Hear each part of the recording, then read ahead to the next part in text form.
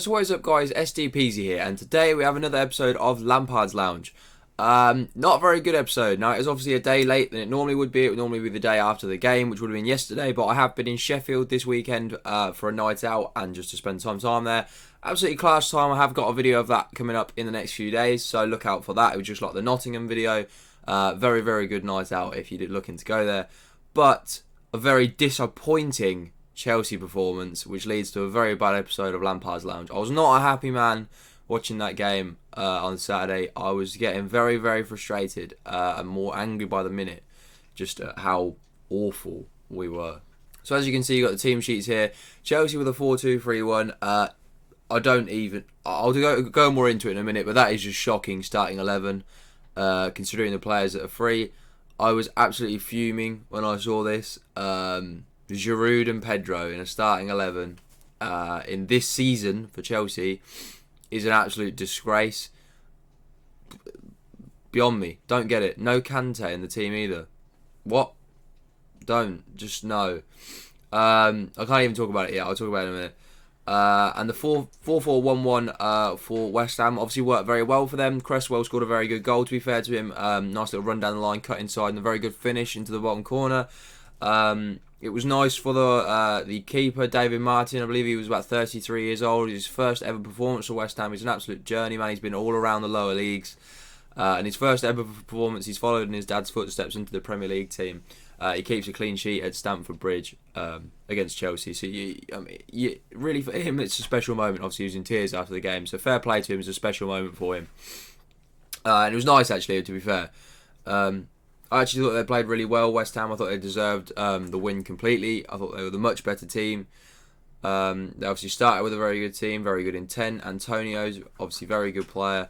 And is always a threat. And the thing is, they made good substitutions as well, in my opinion. They brought on Haller and Yarmolenko, attacking-minded insets, like wanting to win the game. And obviously Masuaku on to try and shore things up at the back. But I don't feel that there was ever a time we really posed a threat to them. Which, when it's West Ham and you're playing at Stamford Bridge, that is not good enough. So, on to my positives and negatives for the game. Literally, my only positive was Reece James. That's it. The guy, he's done it, like, he's doing everything he can. He outshone every player on the pitch, and at his age, that shouldn't happen. His crossing is obviously was still fantastic. He's just got no players in the box who are capable of finishing the ball. That really is it. The guy did nothing wrong all game. He was the only good player on the pitch for Chelsea, and the only one who deserves no stick at all.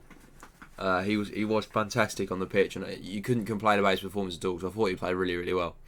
And then on to the millions of negatives that I could have written down, but I've condensed it down into 4. The false 9 system, when Giroud came off. I mean, if you ever need proof, if you ever at a club that needs proof that the false 9 system does not work, we had Eden Hazard for as many years as we did, playing as a false 9 under different managers, and it never worked. It always ruined him. It made the team terrible because he wasn't involved.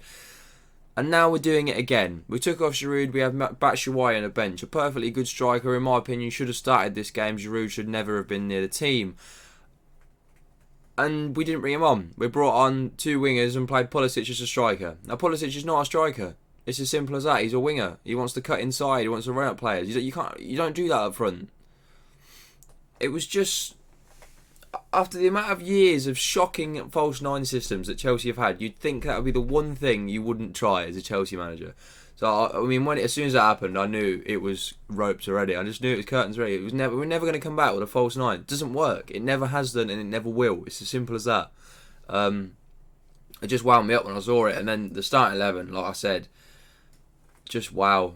Just wow. In a Premier League game, in today's era where you need fit players, quick, want to run about, players with intent, and you've got players such as Kante, not even William, but Hudson-Odoi, Batshuayi on the bench, and you're starting Pedro and Giroud, that is worrying times. Both of those players need to be offloaded out of this club in January. They are not good enough, and have not, and just won't ever be good enough while we have young players coming through to play, players in their 30s who are really struggling to play for like more than 45 minutes because they're not fit. They're just useless. It was just terrible. As soon as I saw them, I knew it was bad. I knew it was going to be a bad day. As soon as I seen Giroud and Pedro starting, I was never a happy man. I just wasn't. It was just terrible. And I was really surprised because Lampard has never done... I mean, since Lampard's been here, I've been very excited with most of his starting 11s. I've questioned some things, but not to the extent that I questioned this. This actually wound me up. It ruined my day just seeing the lineup. Like, it was terrible. That will never be good enough anymore. That should never, ever happen again. And if there's need proof, you lost 1-0 to West Ham at Stamford Bridge. That's terrible. Terrible. Now, Willian, I mean... If you watch this series before, you'll know I'm not a fan of Willian, and I haven't been for a very long time. And I just watching him play football frustrates me. The last 20 minutes, I counted at least 6-7 crosses that he put into the first man, or rolled along the floor and was cleared by the first man. Do something different. Just try one of the crosses. Just dink it to the back post, or flash it across with pace. Try something different. Like, stop doing the same shit that doesn't work 6 times in a row. Willian loses me for words. A lot of Chelsea fans and a lot of pundits still think he's a top player and think he's one of our best players. I've thought he was second rate for at least a few years now. He had a good season when Chelsea were playing terribly. I think it was under Conte, or was it Conte's second season? Or Mourinho's last season, where Willian was fantastic, and everybody else was pretty much dreadful. But that was it. That was his moment. Now, second rate, not good enough at all. Why we never took 50 million from Barcelona for him when we were mugging him off? They were offering us £50 million for a second rate player, and we said no. That's poor. Very, very poor. Not happy with that at all. And just overall, I thought we showed a lack of intent. We never looked like scoring. We never looked like creating a chance. We never looked like doing anything interesting attacking-wise.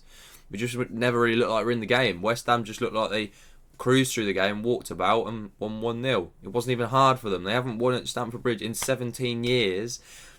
And it was like a walk in the park, a training exercise for them.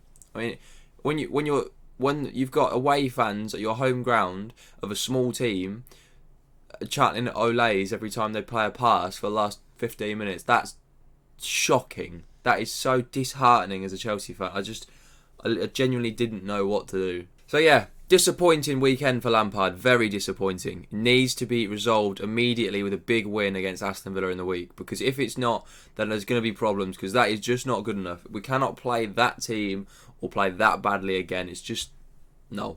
It's just not right. But either way, that is another episode of Lampard's Lounge Down. If you have enjoyed this, please drop a like on the video. If you are a Chelsea fan, or even if you're a fan of football and you do enjoy these, please make sure that you do subscribe to the channel, because we do these the day after every game. This is just one exception because I've been away. Thank you very much for watching. Subscribe, like I say, if you are new around here, and hit that notification bell so you never miss out on an upload. We upload every single day at 6 PM. Thank you very much for watching, and peace.